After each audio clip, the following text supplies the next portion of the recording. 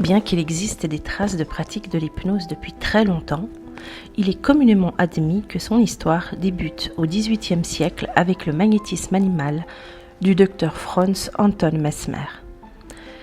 C'est une époque où les scientifiques s'intéressent à la gravitation, l'électricité et le magnétisme.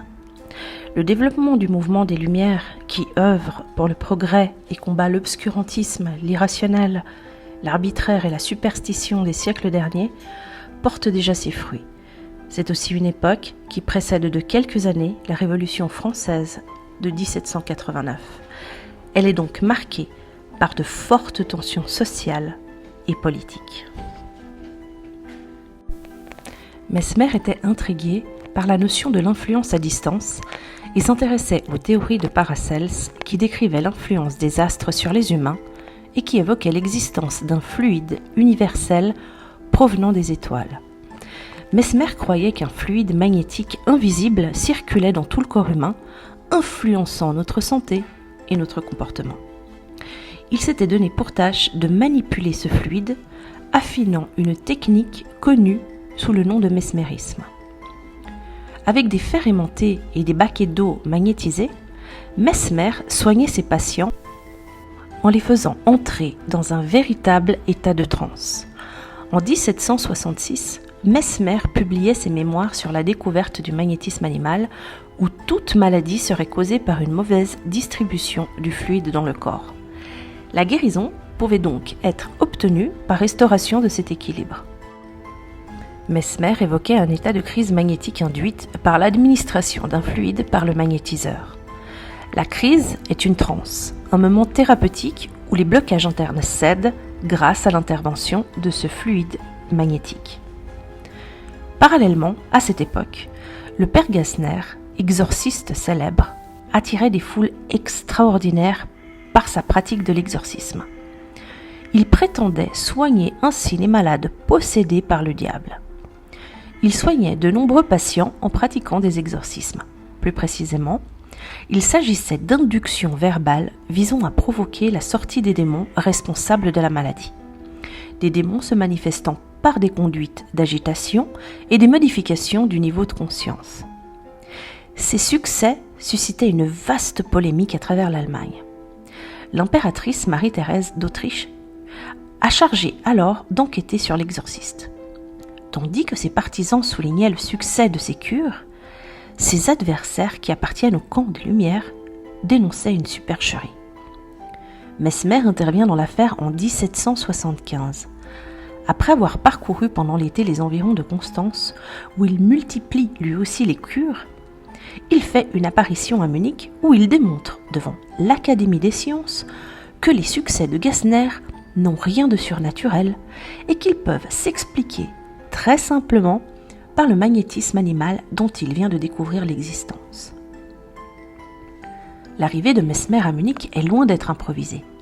Elle a été préparée notamment avec la complicité du théologien de Munich, Ferdinand Sterzinger, ennemi déclaré de la superstition en général et de Gassner en particulier.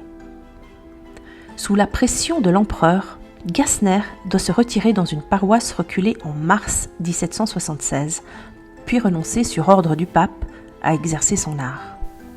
La façon dont Mesmer a jugé l'exorciste le met à part des autres défenseurs des Lumières.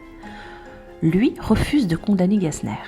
Plutôt que de déceler une escroquerie qui aurait abusé de la crédulité des malades, il reconnaît en effet que celui-ci a effectué d'authentiques guérisons.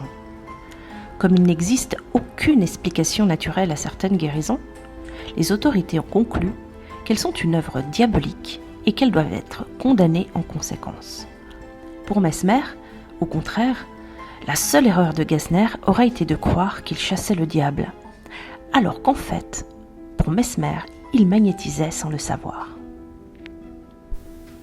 Le cas Gassner offre à Mesmer l'occasion de défendre sa découverte.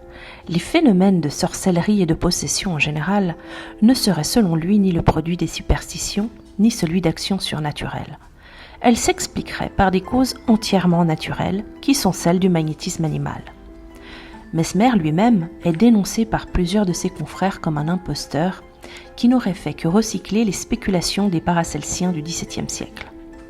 Le plus virulent de ses adversaires est le médecin Ingenhaus, médecin personnel de l'impératrice Marie-Thérèse.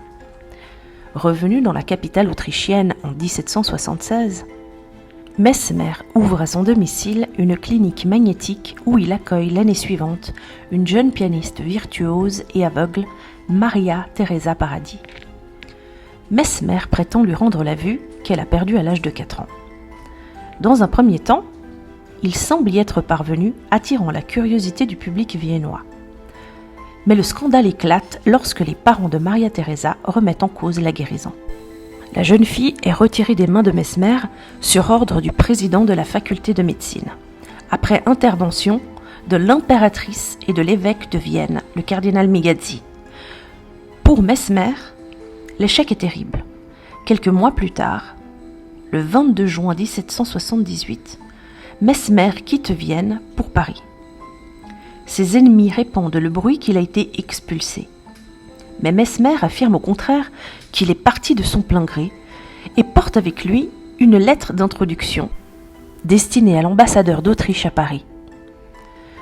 Comme le souligne Henri Ellenberger dans son ouvrage « Histoire de la découverte de l'inconscient », la technique tout entière de Mesmer se trouve dans la démarche du père Gassner.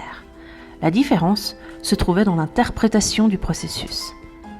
Alors que l'un croyait que c'était le démon qui produisait la transe, l'autre pensait que c'était son fluide magnétique.